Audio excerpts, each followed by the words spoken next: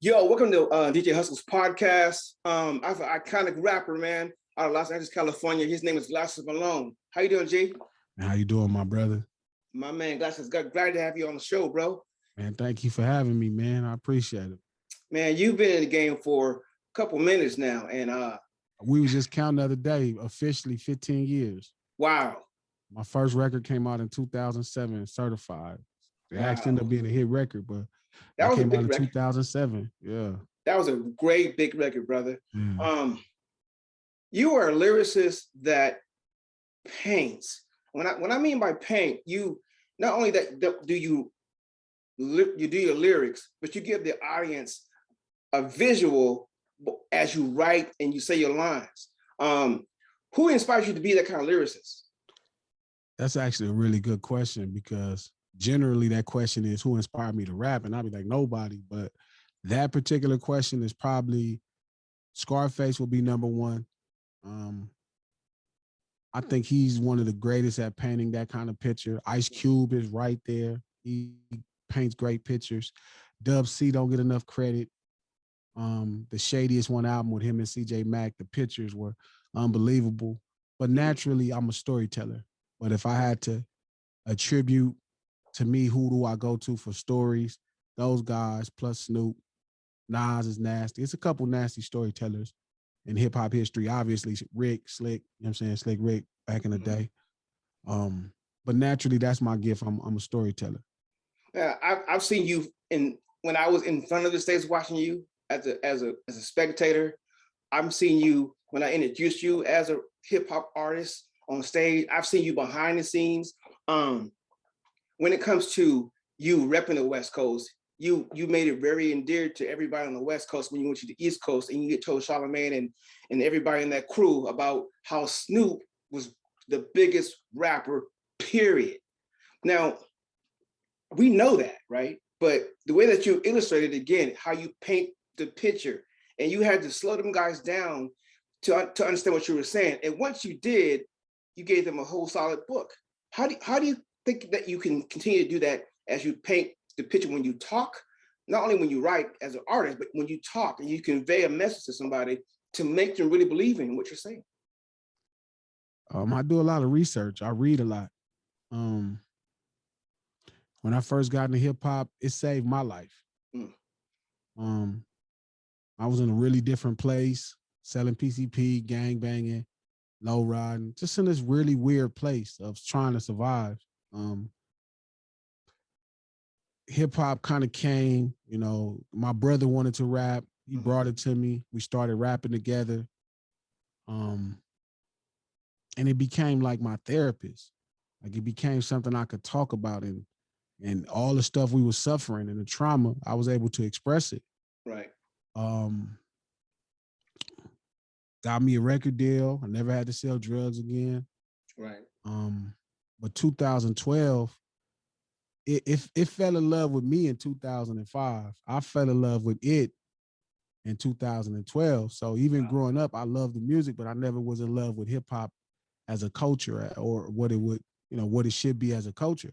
Right. So around 2012, I fell in love with it. And, when you truly in love with something, you desire to learn any and everything about it. Yeah. And the more I dig into the roots of hip hop, and I made a pilgrimage. I talk about this all the time, but I made a cold pilgrimage to the East Coast and back across the country just to get into the roots of hip hop and oh wow, where it came from. Going to George Clinton's hometown. Wow.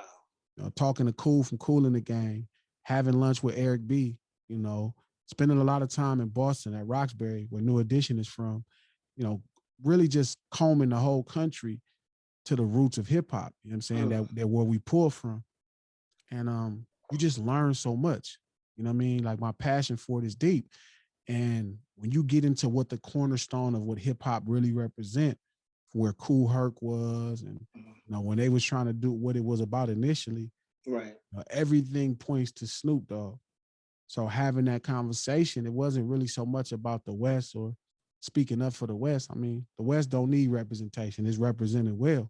Yeah. But the truth is, when you get into hip hop being this party and this great time and this the way we do our thing and, you know, how we do our stuff, it all points back to Snoop Dogg every time. You know what I mean? And that's why he's, you know, he may not be, some people can be more skilled as, you know, whatever they think, more skilled or a better rapper, as people like to say, or Right. somebody else could be more endeared. Like Pac is more endeared to the people that love him. But when you think of hip hop on every level, whether it's from in the culture, outside of the culture, around the world, Snoop is going to be the token trophy. It's going to be the guy that can walk through any mall in the world and people going to be like, that's Snoop Dogg. And they're not going to think of him from a film. You know, that'll be an addition. They're not going to think of him from his show with Martha Stewart. They're going to think of the rapper. This is Snoop Dogg, the rapper, the gangster rapper. And when you think about what hip hop represents, that's Snoop. Snoop took it out of this galaxy, and you can only be as great as him. There's no such thing as greater than him. You know, that's the pinnacle of greatness. So it ain't about him being from the coast. You know what I mean? It's just really the truth. The more you get into it, being a party, no party is like a Snoop party, man. You know, that music come on, ain't no fun, and then it's the pinnacle. So it's just the truth. It's cool because how you talk highly of him, but you even did a record with him, and you, to me, sonically, the way that you came across on the record with him, and then on some of your other records you've done with Tupac Must Die, and now this current record you got going on, the way that you paint those pictures of whatever you're talking about, it illustrates that you're a great MC and a great motivator. And I was under the influence of you being a great MC, and you're a great undertaker of words. Your workmanship is like it's so phenomenal, man. Thank you. I don't know how you do that, man. Every time I've seen you over the years, and in your delivery, you can speed it up, you can slow it down, or even kill. You know what I mean? And to me, that's marks of a DLC noted to me. You're right in the vein with the DLC. Man, I think so highly of Doc, man. I'll send Doc a record. He thinks I'm crazy. Like if the record is crazy, he'll be like, this nigga crazy. But he never calls me crazy. He'll make an intelligent point and I'll accept it. But I also understand, like, you know, even with Dre, when like Dre was cussing me out about Tupac Must Die, and Doc was like, yo, like, man, gee, I got people that suffer from mental health. Like, you on Kanye. And I'm like, it's not about that. Right. But I look at them as the people who paved the way for the culture to truly, you know, be explored by everybody else outside of it. And, you know, as they're more successful in life and they become more mainstream, as the culture, you know, keeps being revealed, I mean, obviously you get to a place as an adult where you're like, yo, this ain't right. It's like when you're a part of the culture, you know, just like for them, you know, when they was protesting their existence from NWA to Death Row, you know, you just keep going. And that's a huge compliment, because between DOC and Rakim in the 80s, I don't think MCing, I think those guys took MCing to a whole other worlds. You know what I mean? So to even be in the same category or conversation or remotely compared to Doc, I mean, DLC is amazing because he's just him, Player Ham, and Rakim. I think in the 80s lyrically, they were like specially tiered. You know, they were really special MCs. Now let's talk about this new record, bro. You teamed up with another star like yourself, Sugar Free. I forget the other brother's name, but you got Cultural Phenom. Dr. Phenom, and you got the three of you on this record. And I like how they start out first and you go last. And the way that you structured the song, how you slowed it down, said what you had to say, and kept it flowing. Talk to me about, did you lay your verse first, or did they go first and you listened to what they said and then you did your verse? Because the way that it is structured is phenomenal. So it was me and Sugar Free first. Okay. Like I had Sugar Free there, then I rapped behind Sugar Free because I realized he connected me into the song. But me and the music me and the record itself, me and the music, we gonna have a special relationship. And very rarely is it about who else is making an appearance on the song for me. I'm gonna lay into the production where I'm supposed to lay at. Right. It doesn't matter. Like right now, I'm preparing an idea to send for Busta Rhymes and LL Cool J. Like, and I just emceed the verse. It don't matter what they say. You know what I mean? Like, I'm Right. going to lay into the production the way Glasses Malone is going to lay in the production and make sure I complete an idea. So it was me and Free initially, and I've been working with the LA Giantz, like helping them establish their own record label. Okay. You know, they play Hamson, so they're like incredible MCs. They're Okay. like bred to be unbelievable, and they are as unbelievable as they're bred to be. Right. But my boy Joey heard it. He's like, man, I want to be on something like this. And I was like, you want to rap on it? He's like, yeah. I was like, here. You know what I mean? Like, I'm gonna put your verse first, so you gotta have a first verse. Like Right. you know, and you know, kind of talking to them about making sure they had fun with it. And Deuce Mac raps last. So Right. Joey raps first, Deuce Mac raps last, and I'm right before Deuce. And they just had fun with it. They just allowed it to be special and fun and entertaining. And that was so important. You know what I'm saying? Mm. And again, I'm not worried about who goes first, second, third, or fourth. I'm worried about, is the record, you know, going to develop into something special? Is it going to blossom into something special?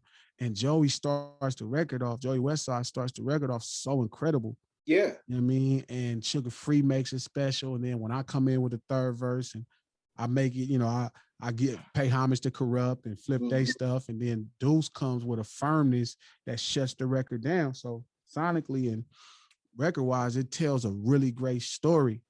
Yeah. We call it, we make conscious gangster rap, where it's very conscious, but it's like still no regards for crime. And Right. you know, we don't care about how you feel about it. It's very much what they say, rude, you know, this with no It's regards very to evident it's feelings, rude. but it's very honest, and it's something that needs to be said. It's always something that needs to be said. Like, Right. you know, hip hop is in a weird space where people are not saying what needs to be said. They're saying what people want to hear them say.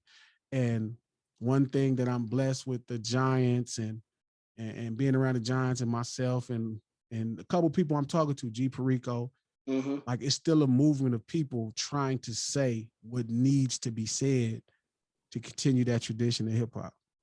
All right, let me ask you this question, man. I never asked this before to anybody. I know you're not afraid of cancel culture, but do you think a lot of MCs and rappers nowadays are afraid of cancel culture? I'm not talking about the ones who are just trying to get a buzz for I static, think but just even ones like some of yourself. our icons are. Yes, it's a real thing. You know, again, so they put themselves in a situation, you know, with all of these festivals and the way the money is, it's all coming from corporations. Right. You know what I mean? And they're overpaying a lot of people. Like a situation with the baby, they're overpaying them for a lot of the stuff they're doing. So Right. when they're unhappy with, you know, the narrative that you're saying or whatever point you're making, they can, you know, cut your shit out. They will, like, they cut into the baby's profit. They cut into that shit. But man, a nigga like me, man, I'm from Watts. I mean, and I don't want the white folks' money anyway. I'm not looking for money for Pepsi. No disrespect to them. I'm not looking for money for Coca-Cola. No disrespect to them. Y'all can't, I'm not to be controlled. Right. My joystick out of the system. You know what I'm saying? I'm not with that. And if it means that I'm not going to make $1 billion, $100 million, I never needed it anyway. I would have just gave it away to niggas who need it. Right. Right. I mean, all I needed was $1 million a year. There you go. That's more than enough. I could take care of my family and do right by my community. So, you know, it's more power in me, and it's more power to me, I'm saying, with the ability to say what I think. And outside of that, long as I'm transparent with what it is and who I am, and I'll make more. I've made more than a great living now. I only intended, for me, when I was in high school, I wanted to be a pharmacist before I ever sold drugs. They only make $60,000 a year. I never thought I would need it more than 85,000. Wow. I make that shit standing on top of my head. So it was never the money. Everybody else, you know, they trying to counter their trauma of poverty. You know what I'm saying? And I just don't have that. This shit ain't for sale. I mean, you can't buy me. Yeah. Fuck the festivals, fuck all that. I mean, you can't buy me. You either fuck with a real one or you don't. You real and you fuck with a real one, feel me, or you don't. I mean, I'm gonna stay real. But you do like the Crush Crews and stuff like that. You do the Crush Crews and How the West Was Won.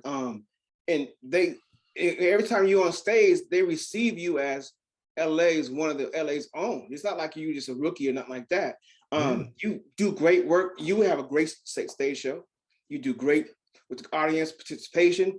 You don't fail at all. So I can't see you ever failing at anything that you do as far as with the mic in your hand.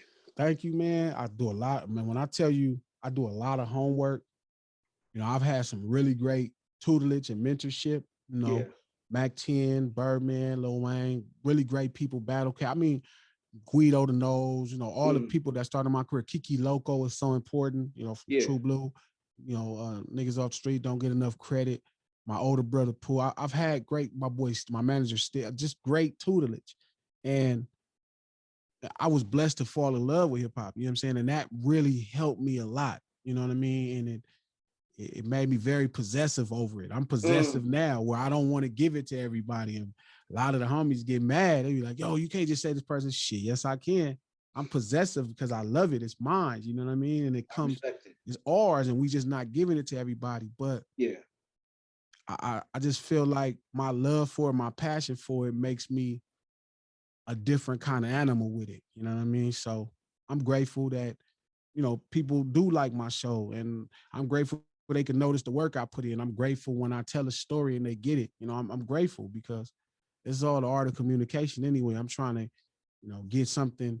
I'm trying to put a thought in your mind to make sure, you don't let these people control you. You know what I mean? Right. This is the reality. Even, with Kanye Should've Never Married that bitch. It's like, this woman has no business guiding Black people beauty standard. You know what I mean? No disrespect to Kim. I love the lady, cool lady, and I hope success for her and her family and her children. But she has no business deciding the beauty standards for sisters in the world. I mean, and if I got to speak up on it every time for y'all listen to somebody that's really insecure, like all human beings are, but allowing them to get the better of her, I'm gonna speak up against it. And if Ye don't like it, I respect him. He one of my favorites. But nigga, y'all don't control me. Right. Y'all can't control me. Y'all can't fuck with me. Y'all can't whoop my ass. You can't win in no way. You can't win in a shootout. You can't win in a fist fight. You can't win in a rap battle. I'm gonna do my work because this is what I'm here to do. That's it. And whoever don't like it, fuck them. Straight up. You know what I mean? And you know what? And you know what you call it hip hop, man? You call it Gentle Giant. I don't know if you knew that or not. I heard that. Even when I was in, you know what's crazy? Let me take one back. When I was in Fresno, we did a show in Fresno. I was DJing for MASH, and you pulled up on us. Hey, what's up, man? How you doing? How you doing? I'm like, this dude is cool as hell. And then you went on to have a hit record and then toured. And then every year I see you, it's always love and respect. Can we see a book out you, man, or a movie about you? Because you've done so much, bro. I mean, your story needs to be told. I don't know, man. I think I don't know. I don't think that's really my thing because I think my story ain't. I got to see how it ends if I write it. You feel me? I got to get a little closer to, because I don't think, honestly, I've climaxed in my life. Pause. Like, I don't think I've hit the climax. I think we're just about to see the climax of my story.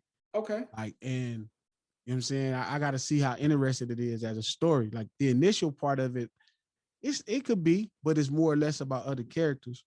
But you're a storyteller, I heard bro. that concept before, but my spirit animal is the elephant, so it works out.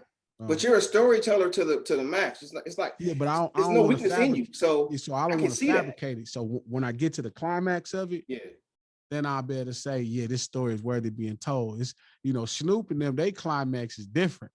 The motherfucker get on, had the hottest album in the country and go to jail for murder a couple of days later. That's a hell of a climax. You don't got to even tell a story past getting out. You know what I mean? Exactly. So I haven't had, my climax probably won't be as like that. It'll be more like this different type of success that nobody before me in my position has been able to obtain. So I got to see what happened. You feel me? Once I know what happened, then I could tell you if the story is worthy of being told. Okay. When was it when you thought to yourself, I made it? What was the show or record you was like, man, I've arrived, and then nobody messing with. To be honest, yeah, Tupac Must Die. So before that, I felt like I was just making a living. The culture was paying me. I felt like the culture loved me. Okay. Like, hip hop loved me. Hip hop loved me way before I loved it. It did.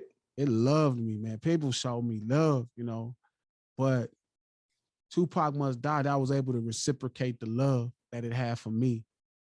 You know what I'm saying? And that was the first time I felt I put a brick in a pillar of the foundation of hip hop where people gonna be able to go back and be like, yeah, that right there is special, versus having just a record or just rapping or just having something, but having something special, to me that compared to special things. So that was the moment I was like, oh, okay, yeah, I'm in this thing for real. I mean, I you probably painted could have another won a picture. Grammy if I would have handled my business, but again, I just want to make sure I do right by the culture and do right by the people who need the music, who need insight into what's going on where we from. Yeah, I think you doing that now, man. With these records, you put out effort and you put thought into it, and it makes younger MCs want to do what you're doing. Some of these guys don't even know what they want to do rap about. Like when they hear somebody who's a lyricist, not a rapper, anybody can be a rapper. Somebody a lyricist like yourself. And when people hear lyricists, they're like, man, I want to do that. I want to do this. And then, what is your process when it comes to sitting down and write music? Where's your comfort zone? Multiple, man. It just depends. Sometimes I'll have an idea and I'll come to a beat.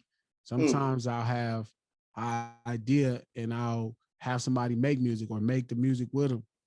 Sometimes the music can inspire me. Sometimes I'm listening to an older song and I'm like, yo, I got an idea to flip that. I mean, the more I fell in love with hip hop, I just learned so many approaches to making records.